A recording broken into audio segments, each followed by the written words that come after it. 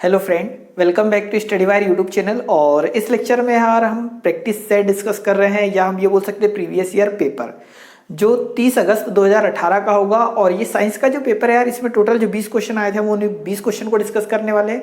और उन 20 क्वेश्चनों में से हम ये पूरा एनालिसिस निकाल लेंगे कि हमारा जो आने वाला पेपर है वो किस प्रकार से होगा, किस प्रकार के पुस्तकों से पढ़ना है हमें, और किस प्रकार के क्वेश्चन आए हुए हैं। न्यूमेरिकल कितने आए हैं, केमिकल फॉर्मूला कितने आए हैं, बायो से कितने क्वेश्चन आए, फिजिक्स से कितने क्वेश्चन आए, और जो हमारे दैनिक जीवन में जो फिजिक्स से रिलेटेड होते हैं उस प्रकार के कितने क्वेश्चन आए। तो हमने उसमें सारी चीजें डिस्कस करी है, आप उसे देखिए, ठीक है। और इसे आगे भी 4 से 5 सेट पेपर जो अभी 2018 में हुए थे उन्हें डिस्कस करेंगे, और 2017 के। उसके बाद हम उसी आधार पर पढ़ेंगे, तो यार कम दिनों में हम ज्यादा सिलेबस कवर कर पाएंगे। तो आइए हम लेक्चर स्टार्ट करते हैं। पहला क्वेश्चन हो जाएगा कि जब हम एक पानी से भरी एक बाल्टी को उठाते हैं तो वस्तु पर कार्यरत बल होता है। ठीक है, मान लो सपोज ये एक बाल्टी है। ठीक है, बहुत सिंपल सिंपल क्वेश्चन आए हुए हैं। तो ये एक बाल्टी है और जब हम इसे हाथ से उठाते हैं तो कौन सा बल काम करता है। तो पहला ऑप्शन हो जाएगा घर्षण बल, सेकंड ऑप्शन हो जाएगा पेशी बल, थर्ड ऑप्शन यहाँ पर हो जाएगा स्थिर विद्युत बल, और फोर्थ हो जाएगा चुंबकीय बल। तो देखो यार, आपने हाथ से बल लगाया, ठीक है, इसको आप हाथ से उठा रहे हैं, इसका मतलब हाथ से लगा रहे हैं तो घर्षण बल तो काम करेगा नहीं। ठीक है, विद्युत यहाँ पर विद्युत का भी कोई काम नहीं है, चुंबक का भी कोई काम नहीं है, तो पेशी बल काम करेगा। मतलब हाथ की जो पेशियां है वह काम कर रही है, इसीलिए इसका आंसर क्या हो जाएगा, सेकंड। पेशी बल काम करता है जब हम किसी बाल्टी को या किसी आर्टिकल को जब हम हाथ से उठाते हैं या हमारे शरीर का कोई एफर्ट लगता है तो वो पेशी बल के अंतर्गत आता है। तो ऑप्शन नंबर सेकंड होगा राइट आंसर। ठीक है, तो जितने भी क्वेश्चन यार इसमें आए हैं हम सब देखेंगे और इस आधार पर ही हमें आगे पढ़ना है। ठीक है, थोड़ा लेवल बढ़ाते हुए। सेकंड क्वेश्चन हो जाएगा, निम्नलिखित में से कौन सी बीमारी एक अप्रत्यक्ष रोग या वेक्टर बर्न डिसीज है। अगर आप मेरे डेली लेक्चर देखते होंगे जो साइंस से रिलेटेड आते हैं 30 क्वेश्चन के, तो उसमें हमने यहाँ वेक्टर डिसीज पढ़ा था। ठीक है, तो यार मैं सबसे पहले तो वेक्टर डिसीज के बारे में बता दूं। तो वेक्टर एक, हम उस कंडीशन को बोलते हैं जब किसी जीवाणु द्वारा कोई रोग जब फैलता है, तो जीवाणु द्वारा फैलने वाले रोग या फिर किसी कीट द्वारा फैलने वाले, कीट स्पेशली कीट की बात कर रहे हैं, जब किसी कीट द्वारा फैलने वाले रोग होते हैं उसे ही कहा जाता है वेक्टर बर्न डिसीज। ठीक है, तो पहला ऑप्शन है जा, सेकंड है एड्स, थर्ड है मलेरिया, और फोर्थ है तपेदिक। तो अगर आप देखोगे कीट के माध्यम से इन चारों में से कौन सी बीमारी फैलती है, तो मलेरिया। तो ऑप्शन नंबर थर्ड हो जाएगा राइट आंसर। कीट द्वारा फैलने वाली बीमारियों को ही कहा जाता है वेक्टर बर्न डिसीज। और मैंने ये 7वां लेक्चर जो कराया है स्पेशली 30 क्वेश्चन की सीरीज में, वहां पर ये क्वेश्चन करा रखा है। ठीक है, तो मलेरिया ऑप्शन राइट आंसर होगा।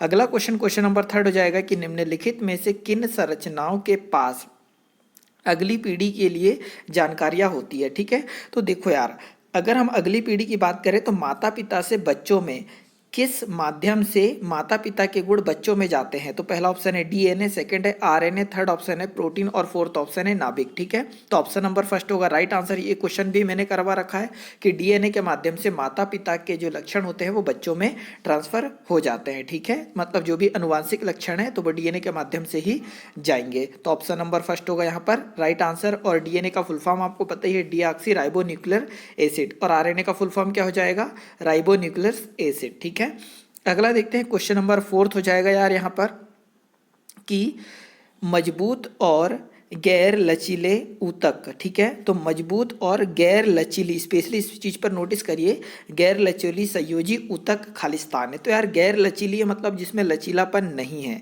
ठीक है, तो पहला ऑप्शन हो जाएगा कंडरा, सेकंड ऑप्शन है उपास्थि, थर्ड ऑप्शन हो जाएगा हड्डी या बोन, और फोर्थ ऑप्शन हो जाएगा स्नायु। तो अगर आप यहाँ देखोगे यार, जो टेंडन होता है, ठीक है, टेंडन होता है ये जोड़ दो हड्डियों को, जहां पर दो हड्डी जुड़ती है उसको बोलते हैं टेंडन। सेकंड ऑप्शन है उपास्थि, तो जो कान वगैरह या नाक में होती है उपास्थि, तो ये तो लचीला होता है, और ये टेंडन तो गैर लचीला होगा नहीं। थर्ड ऑप्शन है यहाँ पर बोन, तो बोन हमारा क्या होता है यार, गैर लचीला होता है, मतलब उसमें लचीलापन नहीं होता है। तो ऑप्शन नंबर थर्ड हो जाएगा राइट आंसर की मजबूत और गैर लचीला संयोजी ऊतक कौन सा होता है, तो हड्डी या बोन होता है। तो ऑप्शन नंबर थर्ड हो जाएगा यहाँ पर राइट आंसर। अगला देखते हैं यार, क्वेश्चन नंबर 5वां। तो क्वेश्चन नंबर 5वां कुछ इस प्रकार से हो जाएगा। पहले क्वेश्चन ध्यान से पढ़िए कि खालिस्तान, ठीक है, खालिस्तान एक खेती योग्य क्षेत्र में अवांछित पौधा है। तो हम ये बोल सकते हैं कि ऐसा क्या चीज है जो कि खेती में एक अवांछित पौधा है। यह पोषक तत्वों, आश्रय और सूरज की रोशनी के लिए मुख्य फसल। ठीक है, यहाँ पर और आगे देख लीजिएगा, मुख्य फसल के साथ प्रतिस्पर्धा करता है। तो यार खेत में तो एक मुख्य फसल होती है और दूसरा क्या होता है, कचरा, जिसको हम क्या बोलते हैं, खरपतवार। तो जो खरपतवार होता है वह एक अवांछित पौधा होता है, कहने का मतलब उसकी खेत में जरूरत नहीं होती, परंतु ये पोषक तत्व आश्रय और सूरज की रोशनी के साथ मुख्य फसल के साथ क्या करता है, प्रतिस्पर्धा करता है। तो इसीलिए ऑप्शन नंबर फर्स्ट हो जाएगा राइट आंसर, खरपतवार। और खरपतवार मतलब होता है खेत में उगने वाले ऐसे पौधे जिनकी जरूरत नहीं होती, कहने का मतलब जो चारा उगता है, ठीक है, उसे ही कहा जाता है, घास वगैरह को खरपतवार। तो ऑप्शन नंबर यहाँ पर फर्स्ट हो जाएगा राइट आंसर। और सेकंड यहाँ मैदानी कीट, भंडारित कीट और फसल दे रखा था, तो ये आंसर होंगे नहीं। तो आप समझ पा रहे होंगे क्वेश्चन के अनुसार ही हमें आंसर लगाना है और सारी चीजें बहुत ईजी हो रही है ना। अगला देखते हैं क्वेश्चन नंबर छठवा। ये बहुत अच्छे लेवल का क्वेश्चन हम बोल सकते हैं कि आज के दौर में अगर अब जो पेपर बनेगा तो इस प्रकार के क्वेश्चन आने की पूरी पूरी संभावना है। तो यहाँ दिया है कि हीलियम के, ठीक है, He मतलब क्या होता है, हीलियम। हीलियम के 16 ग्राम में परमाणुओं की संख्या की गणना करें। हीलियम का परमाणु द्रव्यमान कितना है, 4 एटॉमिक, ठीक है, तो 4U लिखा है। तो आप इतना जानते हैं कि 1 ग्राम में, ठीक है, 1 ग्राम में टोटल परमाणु की संख्या कितनी होती है, तो 6.023 इंटू 10⁻23 होती है। टोटल हमारे पास कितने ग्राम है, तो 16 ग्राम है, ठीक है। तो 16 ग्राम है तो यहाँ 16 का गुणा कर दिया, परंतु हम इतना जानते हैं हीलियम का परमाणु द्रव्यमान 4 है, तो यहाँ पर 4 से क्या कर देंगे, भाग दे देंगे, ठीक है। तो यहाँ पर देखो यार 6 इंटू 023 इंटू 10⁻23 ये हो जाएगा एवोगैड्रो नंबर। तो हर 1 ग्राम में परमाणु की संख्या इतनी होती है, पर हमारे पास 16 ग्राम परमाणु है, इसीलिए 16 का मल्टीप्लाई करा। जो परमाणु द्रव्यमान होता है किसी भी तत्व का, उससे हम भाग दे देते हैं, और जब भाग देंगे तो यहाँ पर आंसर आ जा रहा होगा आपका 24.09 इंटू 10⁻23, मतलब ऑप्शन नंबर फर्स्ट हो जाएगा राइट आंसर। और अगर इसे ध्यान से आपको पढ़ना है या इसका टोटल कॉन्सेप्ट जानना है तो आप 10th क्लास की NCERT पढ़ेंगे, तो इस प्रकार के क्वेश्चन आपको वहां पर और मिल जाएंगे, ठीक है, परमाणु और अणु नाम के चैप्टर में। तो आप अगर वहां से पढ़ते तो ज़्यादा बेटर होगा। और मैंने ये बताया भी कि कैसे करें तैयारी में, कि आपको ये सारी चीज़ें पढ़नी कहाँ से है, और हर एक हमारे NCERT के ही क्वेश्चन मिल रहे हैं। क्वेश्चन नंबर यहाँ 7वां अगर हम देखें तो एक परमाणु के नाभिक की खोज किसके द्वारा की गई थी, 9th क्लास का क्वेश्चन है यार, ठीक है, कि एक परमाणु के नाभिक की खोज किसने की गई। तो सिर्फ नाभिक की बात हो रही है, और नाभिक की खोज कब हुई थी, तो 1886 में हुई थी। कब हुई थी, 1886 में। तो पहला ऑप्शन है जे टॉमसन, सेकंड ऑप्शन है चैडविक, थर्ड ऑप्शन है रदरफोर्ड का स्वर्ण पन्नी प्रयोग, और फोर्थ ऑप्शन हो जाएगा मिलन का तेल ड्रॉप प्रयोग, ठीक है। तो ऑप्शन नंबर फर्स्ट है यार जे टॉमसन। ये तो आंसर होगा नहीं, क्योंकि जे टॉमसन ने इलेक्ट्रॉन की खोज करी है, ठीक है, और कब करी है, तो 1897 में, ठीक है, 1897 में इलेक्ट्रॉन की खोज करी। चैडविक आंसर हो नहीं सकता, क्योंकि इन्होंने 1932 में खोज करी, किसकी, न्यूट्रॉन की खोज करी। तो ऑप्शन नंबर थर्ड हो जाएगा राइट आंसर, रदरफोर्ड का स्वर्ण पन्नी मॉडल, ठीक है, इससे इन्होंने किसकी खोज करी थी, तो नाभिक की खोज की थी। तो ऑप्शन नंबर थर्ड हो जाएगा यहाँ पर राइट आंसर। तो इस प्रकार आपको चारों ऑप्शन का मतलब भी पता हो तो ज़्यादा बेटर रहेगा, और ये NCERT 9th क्लास का क्वेश्चन है। क्वेश्चन नंबर हम यहाँ 8वां देख लेते हैं, ठीक है, कि जंग, ठीक है, तो जो लोहे में जंग लग जाती है उसका फॉर्मूला क्या है, तो जंग का रासायनिक सूत्र पूछा है। तो पहला ऑप्शन है FeCl2, सेकंड ऑप्शन है FeO, थर्ड ऑप्शन हो जाएगा Fe3O4, और फोर्थ ऑप्शन हो जाएगा Fe2O3, ठीक है। तो ऑप्शन नंबर फोर्थ हो जाएगा यहाँ पर राइट आंसर की Fe2O3 ये किसका फॉर्मूला होता है, तो जंग का फॉर्मूला होता है, ठीक है। तो कक्षा 10वीं की अगर आपने NCERT पढ़ रखी होगी तो आपको ये पूरा पूरा क्वेश्चन बन रहा होगा। कहने का ये मतलब है कि आपको स्पेशली फोकस करना है किसमें, NCERT में। इस पेपर के अनुसार ये 2018 का पेपर है यार। क्वेश्चन नंबर 9वां अगर देखें तो ये भी एक अच्छा खासा क्वेश्चन हो जाएगा, आप थोड़ा ध्यान से जरूर पढ़िएगा यार इससे। तो क्वेश्चन किस प्रकार से है, तो देखो, एक माचिस की डिबिया की लंबाई मीटर पैमाने पर रखकर मापी जाती है, ठीक है। तो एक माचिस की डिबिया की लंबाई मीटर पैमाने पर रखकर मापी जाती है। यदि एक सिरा 25.7 सेंटीमीटर पर है और दूसरा सिरा 29.2 सेंटीमीटर है, तो माचिस की डिब्बे की वास्तविक लंबाई कितनी है, ठीक है। तो यार अगर आप इसे ध्यान से समझ पा रहे होंगे तो इस प्रकार के क्वेश्चन भी आपको मिल जाएंगे। तो हम ये बोल सकते हैं कि इसकी फाइनल लंबाई कितनी है, तो 29.2 है, और इसकी इनिशियल लंबाई कितनी है, तो 25 पॉइंट कितनी है 7 है। अगर मैं इसे माइनस कर दूं तो यहाँ आ जाएगा 12 में से 5 7 जाएगा तो कितना बचेगा 5, और पॉइंट यहाँ 28 में से 25 घटाएंगे तो 3, तो 3.5 सेंटीमीटर वास्तविक लंबाई हो जाएगी किसके, माचिस के डिब्बे की। तो ऑप्शन नंबर सेकंड हो जाएगा राइट आंसर। आप समझ पा रहे होंगे, इस प्रकार के क्वेश्चन इजीली आपको एनसीईआरटी बुक में मिल जाएंगे। ठीक है, तो ऑप्शन नंबर यहाँ सेकंड होगा यार राइट आंसर। कैसे किया वो सारी चीज़ें भी मैं आपको बताते जा रहा हूँ, जिससे क्या होगा कि आपको दिक्कत नहीं होगी। क्वेश्चन नंबर यहाँ 10वां हो जाएगा। ठीक है, कि खोखली ईंटों से बनी बाहरी दीवारें वाले घर होते हैं। तो यार 6वीं क्लास का एनसीईआरटी की बुक का क्वेश्चन है ये, कि खोखली ईंटों से बनी बाहरी दीवार वाले घर, पहला ऑप्शन है सस्ते होते हैं, सेकंड ऑप्शन है हवा को फंसाते हैं और गर्मी में कमरे को ठंडा रखते हैं, थर्ड ऑप्शन हो जाएगा आसानी से विघटित हो जाते हैं, और फोर्थ ऑप्शन हो जाएगा अधिक मजबूत होते हैं। तो ऑप्शन नंबर सेकंड होगा यार राइट आंसर। खोखली ईंटों की दीवारों की अगर हम बात करें तो एक ये ईंट हो गई और एक इधर ईंट हो गई। ठीक है, यहाँ पर जो खोखला रहेगा तो खोखला रहेगा तो वायु भर जाएगी, और वायु जब भर जाएगी तो वायु क्या होती है, ऊष्मा की कुचालक होती है, और उसमें की कुचालक होती है तो ना तो वो बाहर की गर्मी को दीवार के अंदर जाने देती है और ना ही अंदर की जो गर्मी है उसको बाहर जाने देती है, जिससे क्या होता है कुचालक दीवार बन जाती है। ठीक है, और गर्मी के दिनों में क्या होता है, घर ठंडा रहता है। तो ऑप्शन नंबर सेकंड हो जाएगा राइट आंसर। अगर आपने 6 क्लास की एनसीईआरटी पढ़ रखी होगी तो आपको ये सारी चीज़ें समझ में आ भी रही होगी। क्वेश्चन नंबर यहाँ पर 11वां हो जाएगा, कि यदि एक वस्तु समतल दर्पण के सामने, ठीक है, सामने उससे 10 सेंटीमीटर की दूरी पर रखी है तो निम्न प्रतिबिंब होगा। तो हम ये बोल सकते हैं कि यार ये एक समतल दर्पण है। ठीक है, इस समतल दर्पण की बात कर रहे हैं हम, और समतल दर्पण से वस्तु कितनी दूरी पर रखी है, तो यार 10 सेंटीमीटर की दूरी पर मान लो ये एक वस्तु रखी हुई है। तो अब ये समतल दर्पण पर वस्तु रखी हुई तो कहीं ना कहीं इधर प्रतिबिंब बन रहा होगा। तो पहला ऑप्शन हो जाएगा वस्तु के पीछे 20 सेंटीमीटर की दूरी पर, तो यार दर्पण से 20 सेंटीमीटर की दूरी पर तो हो नहीं सकता। सेकंड ऑप्शन हो जाएगा दर्पण के पीछे 20 सेंटीमीटर तक, तो ये भी नहीं होगा। तो देखो पहला ऑप्शन बोला कि वस्तु से पीछे 20 सेंटीमीटर तक, तो यार जब वस्तु यहाँ पर रखी हुई है, ठीक है एक मिनट, जब वस्तु यहाँ रखी हुई है तो प्रतिबिंब यहाँ बनेगा, तो वस्तु के पीछे बोला तो इधर तो हो नहीं सकता, इसीलिए पहला गलत है। सेकंड ऑप्शन हो जाएगा दर्पण के पीछे 20 सेंटीमीटर, तो यार दर्पण से भी 10 सेंटीमीटर पीछे बना होगा। अगर आपने 9th क्लास का फिजिक्स अच्छे से पढ़ रखा है तो ये क्वेश्चन आपसे बन रहा होगा।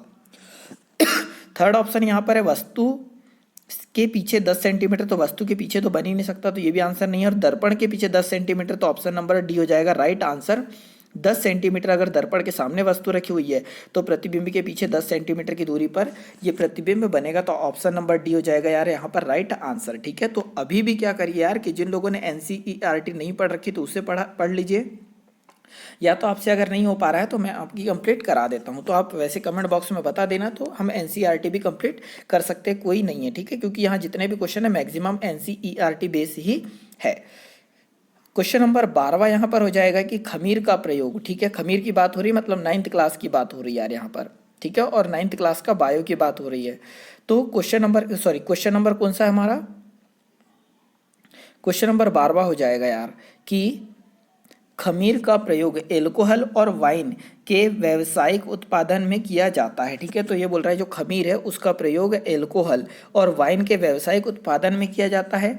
सूक्ष्म जीवों को किस श्रेणी से यह संबंध रखता है, तो सूक्ष्म जो खमीर है ये क्या करता है, एल्कोहल और वाइन के व्यावसायिक उपयोग में तो यूज किया जाता है, परंतु वो बोल रहा है कि जो खमीर है वो सूक्ष्म जीव की किस श्रेणी से संबंध रखता है। तो पहला ऑप्शन हो जाएगा कवक, सेकंड हो जाएगा जीवाणु, थर्ड ऑप्शन हो जाएगा प्रोटोजोआ, और फोर्थ ऑप्शन हो जाएगा शैवाल। तो अगर आपने 9th के पुस्तक पढ़ रखी है तो ये वहां पर हमको बिल्कुल अलग से चैप्टर दे रखा है। तो कवक से संबंधित है कौन, खमीर। ठीक है, तो ऑप्शन नंबर फर्स्ट हो जाएगा यहाँ पर राइट आंसर। अगला देखते हैं क्वेश्चन नंबर 13वां। तो क्वेश्चन नंबर 13वां हमारा कुछ इस प्रकार से हो जाएगा कि एक विद्युत घंटी को एक बेल जार के अंदर रखा गया है जो हवा बंद है। ठीक है, मतलब हम ये बोल सकते हैं कि एक विद्युत घंटी है उसको ऐसा इस बेल जार के अंतर्गत यहाँ रखा गया है। यदि घंटी बज रही है, अब यहाँ हम ये बोल सकते हैं कि ये घंटी इस प्रकार से बज रही होगी, और घंटी बज रही होगी और वायु को धीरे धीरे एक निर्वात पंप की मदद से हटाया जाता है। यहाँ से एक निर्वात पंप लगा दिया और वायु को धीरे धीरे क्या कर दिया जाता है, हटाया जाता है। तो क्या होगा, तो पहला ऑप्शन हो जाएगा हवा स्तंभ के कंपन का आयाम घटता है, सेकंड ऑप्शन हो जाएगा हवा स्तंभ के कंपन की संख्या घटती है, थर्ड ऑप्शन हो जाएगा स्ट्राइकर के कंपन की संख्या घटती है और फोर्थ ऑप्शन हो जाएगा स्ट्राइकर के कंपन की संख्या बढ़ती है। ठीक है, तो यार आपने अगर अच्छे से इसको पढ़ रखा होगा तो ऑप्शन नंबर फर्स्ट हो जाएगा राइट आंसर कि हवा स्तंभ में कंपन का आयाम घटता है। और आयाम किसको बोलते हैं, तो अगर मैं बात करूं तो यार ये ग्राफ आपने पढ़ रखा होगा, तो इस आयाम यहाँ से यहाँ तक की दूरी को, मतलब ये वाली, ठीक है, इस दूरी को कहा जाता है आयाम। जैसे जैसे हवा की कमी होगी, निर्वात होते जाएगा अंदर, तो ये आयाम क्या होते जाएगा, घटते जाएगा। तो ऑप्शन नंबर फर्स्ट हो जाएगा यहाँ पर राइट आंसर। अगला देखते हैं, क्वेश्चन नंबर हो जाएगा 14 कि मिल्क ऑफ मैग्नीशिया का प्रयोग इस रूप में किया जाता है। तो क्लास 10th का ये क्वेश्चन हो जाएगा। मिल्क ऑफ मैग्नीशिया का प्रयोग, मिल्क ऑफ मैग्नीशिया क्या होता है, Mn और OH होल्ड वाइज, ठीक है। मिल्क ऑफ मैग्नीशिया का फार्मूला हो जाएगा MnOH होल्ड वाइज। तो इसका प्रयोग किस लिए किया जाता है, तो पहला ऑप्शन है कपड़ा उद्योग में डाई में, सेकंड ऑप्शन है कृत्रिम शर्करा में, थर्ड ऑप्शन हो जाएगा उर्वरक में, और फोर्थ ऑप्शन हो जाएगा अम्ल तत्व नाशक। ठीक है, तो ऑप्शन नंबर फोर्थ ही हो जाएगा राइट आंसर एंटासिड। तो आपने देखा होगा जो इनो वगैरह आप खाते हैं, ठीक है, तो इनो में क्या होता है MnOH होल्ड वाइज होता है, जिसको हम मिल्क ऑफ मैग्नीशिया बोलते हैं, जो डाइजेशन बढ़ा देता है। तो इसी को कहा जाता है क्या, एंटासिड कहा जाता है। तो ऑप्शन नंबर फोर्थ हो जाएगा राइट आंसर। और आपने 10th की बुक अगर अच्छे से पढ़ रखी है तो ये वहाँ पर आपको मिलेगा केमिस्ट्री का क्वेश्चन। इवन मैं अभी भी बोलूँगा कि जिन लोगों ने 9th और 10th की NCERT नहीं पढ़ रखी तो आप उसे ज़रूर पढ़िए, पूरे पूरे क्वेश्चन वहाँ से आए हैं। या तो आप वो एक जो मैंने वीडियो बना रखा है कि जेल प्रहरी की तैयारी कैसे करें, वो अगर देख लोगे तो आपको पता चल जाएगा कि हर एक पुस्तक आपको कहाँ कहाँ से पढ़नी है, जिसका आपको मैक्सिमम फ़ायदा मिलेगा। तो क्वेश्चन नंबर 15 हो जाएगा कि भूकंप क्षेत्र में किस प्रकार की इमारतें अधिक सुरक्षा प्रदान करती है। नॉर्मल सा क्वेश्चन हो जाएगा, 6th क्लास की NCERT से लिया गया है यार ये। भूकंप रोधी इमारत पहला ऑप्शन है, सेकंड ऑप्शन है बहुमंजिला इमारत, थर्ड ऑप्शन है मिट्टी और पंख से बनी इमारत, और फोर्थ ऑप्शन हो जाएगा कांच और ईंटों से बनी इमारत। तो यार देखो, भूकंप वाले क्षेत्र में भूकंप रोधी इमारत ही होगी, मतलब ऑप्शन नंबर फर्स्ट हो जाएगा राइट आंसर। बहुत ईजी क्वेश्चन है ये। क्वेश्चन नंबर यहाँ पर 16 हो जाएगा कि निम्नलिखित में से कौन सा रासायनिक परिवर्तन है। तो यार रासायनिक परिवर्तन और भौतिक परिवर्तन, क्लास 9th की रसायन आप पढ़ोगे तो वहाँ पर मिलेगा भौतिक परिवर्तन और रासायनिक परिवर्तन आप जानते ही होंगे। ठीक है, तो पहला ऑप्शन है नमक प्राप्त करने के लिए समुद्र के पानी का वाष्पीकरण, तो ये तो एक भौतिक परिवर्तन के अंतर्गत आता है, ये आंसर हो नहीं सकता। मेथेन का जलना, ठीक है, मतलब CH4 मेथेन का फॉर्मूला होता है, जब ये जल जाएगा तो इसका रूप बदल चुका होगा, इसमें से ऊष्मा निकल चुकी होगी, और इसे ही कहा जाता है क्या, रासायनिक परिवर्तन की। जब हम क्रिया एक बार हो जाए उत्क्रमणी क्रिया तो दोबारा उसको प्राप्त नहीं कर सकते, उसे कहा जाता है रासायनिक परिवर्तन। तो ऑप्शन नंबर सेकंड हो जाएगा राइट आंसर। परंतु ऊर्ध्वपातन, कपूर का ऊर्ध्वपातन, तो कपूर जलने के बाद फिर से कपूर प्राप्त किया जा सकता है, तो ये भौतिक परिवर्तन होगा। और कॉफ़ी में चीनी घोलना, तो कॉफ़ी में चीनी घोल दोगे फिर से चीनी को कॉफ़ी से बाहर निकाला जा सकता है, तो ये भी भौतिक परिवर्तन है, पहला भी भौतिक परिवर्तन है। तो रासायनिक परिवर्तन क्या होगा, मेथेन का जलना। तो ऑप्शन नंबर सेकंड हो जाएगा यहाँ पर राइट आंसर। अगला क्वेश्चन देख लेते हैं, क्वेश्चन नंबर 17 दे रखा है, बहुत अच्छा क्वेश्चन हो जाएगा कि निम्नलिखित में से कौन सा टेस्ट कम संवेदनशील है। ठीक है, तो निम्नलिखित में से कौन सा टेस्ट कम संवेदनशील है। तो पहला ऑप्शन हो जाएगा गलत पढ़ दिया मैंने, निम्नलिखित में से कौन सा टेस्टर कम संवेदनशील होता है। तो पहला ऑप्शन हो जाएगा एक टेस्टर जिसमें LED का प्रयोग किया जाता है, सेकंड ऑप्शन है एक टेस्टर जिसमें एक चुंबकीय द्विसूचक मैग्नेटिक कंपास का प्रयोग किया जाता है, थर्ड ऑप्शन यहाँ पर हो जाएगा कि एक वेक्टर जिसमें एक उच्च